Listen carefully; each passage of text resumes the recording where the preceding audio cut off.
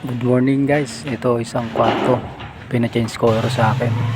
So nagtinta nga pala ako rito ng apple green.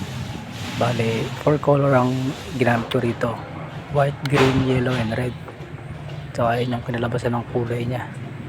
Pinapinturahan sa akin to kasi marumi na tignan yung wall nila, kaya pina-change color nila yung hindi masyadong dumihin. Ayan, apple green nga. At tignan nyo na lang, panoorin nyo hanggang dulo yung video kung ano ang kinalabasan. So kayo na bahala umusga kung approve na ba o hindi. Nasa inyo na yan. So sa mga nakakapanood ng aking video, please pakipollow, like and share naman. Ayan, ito yung unang video. Ayan, change color. Ayan, tapos ito na yung kinalabasan niya. Ayan. So ayan lang muna, ganito lang muna ang aking video. So susunod na lang ulit. Maraming salamat.